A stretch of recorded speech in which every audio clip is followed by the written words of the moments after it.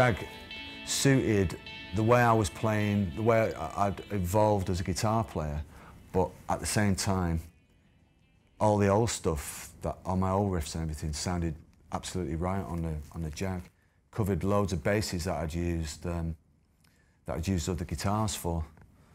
So I'm really glad that I came across it. It sounds like I'm supposed to sound, I think. The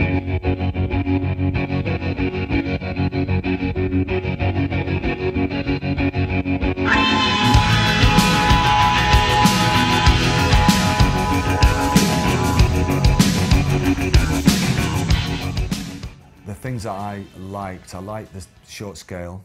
I liked the way it felt for me and my size. Definitely loved the sound. Aesthetically, I think they're absolutely beautiful. I love all the chrome. I love the shape of it. This kind of early 60s idea of space age, that classic sort of Fender thing. The tremolo system, which I use quite a lot. Over the years, I've just developed this kind of flourish in a way. And I miss it when I've got a guitar that doesn't have it. Is to me the best tremolo system on a Fender guitar, without a doubt, with the moving bridge and everything. So I love so many things about it. Primarily though, I was attracted by the way it sounded.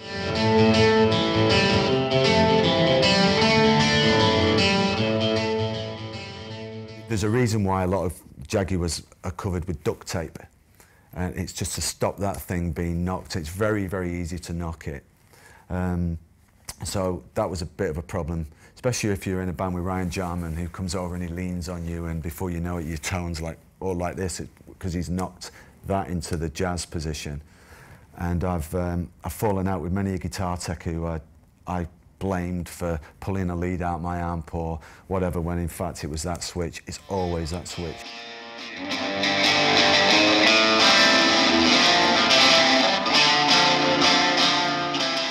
I've now been using this, which is the first one, with my signature on the headstock. Obviously, leading up to the guitar being made, there was the prototypes, the ones that I was building myself. And I've been using that as much as I can for the last few years. So my white-on-white Jag with my pickup configuration, which has now become the Fender Marr Jaguar, is the instrument I've been using for the last few years, almost exclusively. And the reason I've been using it exclusively is to try and road test it in almost every situation, because I figured that if I'm going to put my name on a guitar and work with Fender on building an instrument, I just want it to obviously be as good as it can be. And in my case, I've been pretty ambitious about it, because I've tried to get it to do everything it can possibly do. I've not just gone, it's a Jag. I'm trying for it to be an all-encompassing instrument.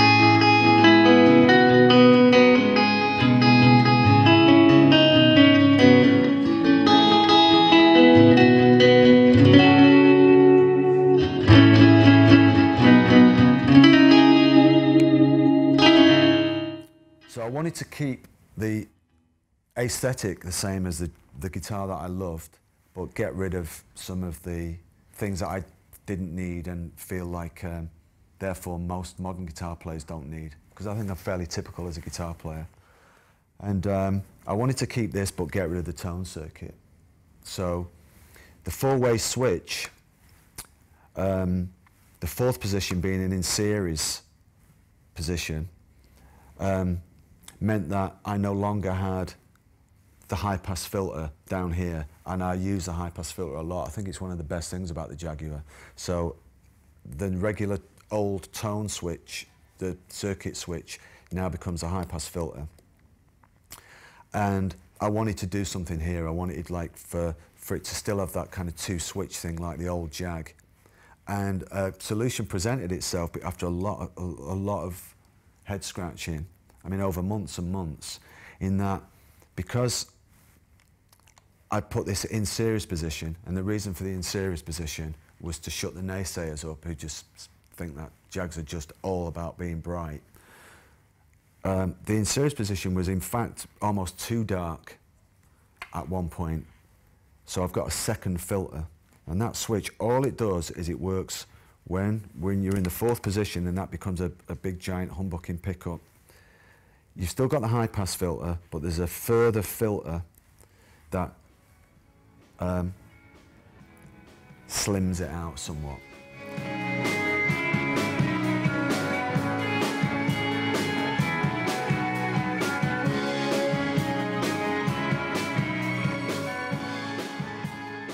The first things I needed to change from my old Jaguars was that I put the Mustang saddles on, because as a lot of Jag players will know, that's one of the first things a lot of people do, really, just because the strings kind of tend, modern day playing isn't so great on the old Jag saddles. These are a little bit more reliable. But the main thing was that I was having problems with the bridges, so I've changed the way the bridge works, in that what I've done is inside here, the bridges were always falling down slowly over 12, 14 shows, because one of the great things about the Jag is that it has a lot of vibration going through it, just to do with the way the strings are and the way the whole guitar's set up and the scale and everything. However, you do get some unwanted conditions, and one is that the bridge goes down because of the vibrations. So the screws in mine are wider. The holes are the same as on a regular Mustang bridge, but again, this was something that took a lot of working out, but we've just got the simple solution of putting these bushings at the bottom of the screws.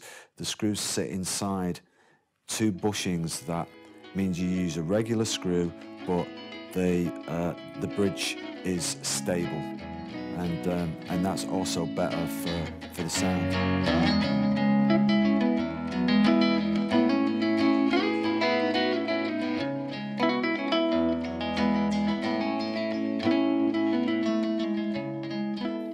The second thing is that the pickups on my Jag are copied from vintage 62 pickups.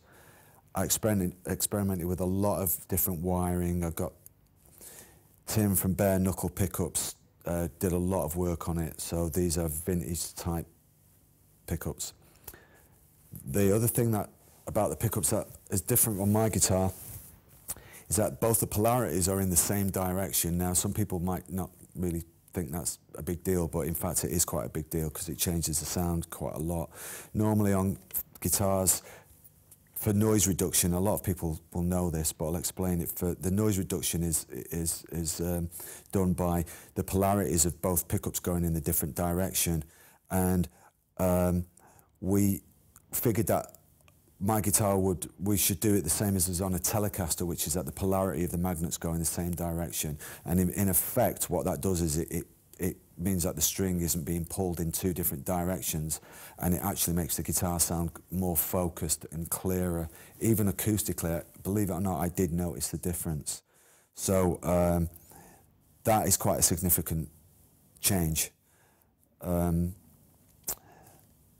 magnets and the wiring have all been experimented with, and until I got the balance absolutely right. I went through tons of pickups to get it absolutely right. So they're specific to my guitar, and I had a sound in my head, and it wasn't enough to just put vintage copies in there. So believe me, they're really pretty well designed pickups.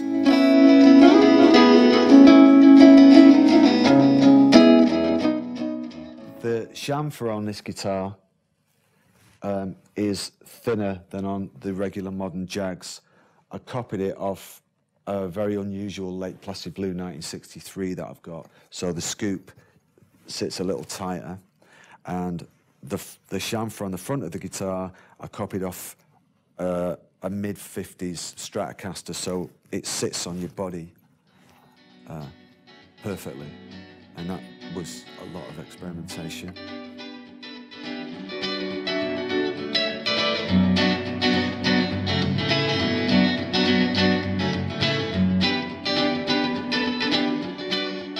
My signature Jag is a very unusual 1965 type neck, which I've got, I've tried out, I don't know, 15, 16 different types of necks.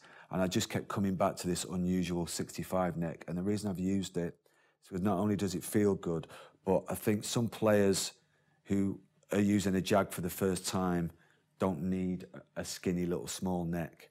And so it's a little bulkier and therefore adds to the sound also. So it's slightly bulkier than a regular Jag neck.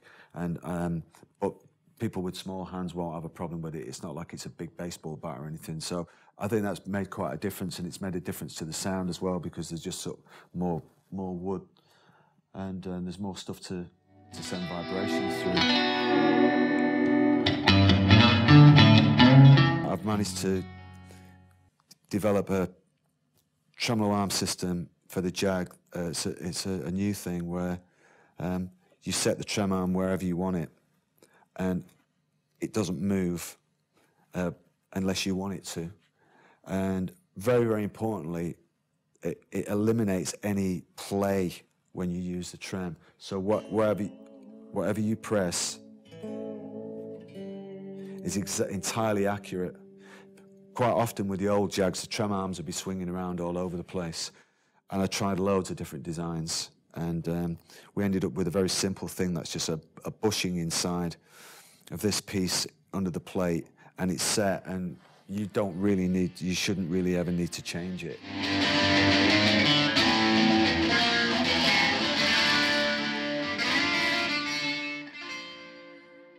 A friend of mine who is a very, very good guitar player, and he's been playing for a long time, since the early 60s. When he found out that I was designing my own guitar, I was the first guy to do this, he just said, "We can stop now." And I know what he meant, you know, because it's to someone who's grown up from being a little boy, like thinking that guitars are the greatest object in the world, bar none. To have designed your own and for it to be a successful design, you know, like to me, and one that people like, it's a little bit like designing the spaceship that went to the moon. It's a little bit like doing that, really. It kind of feels pretty historic, you know. And, it's great because it's something different from the accolades you get for writing songs. It's yeah, it's kind of amazing, absolutely amazing, yeah.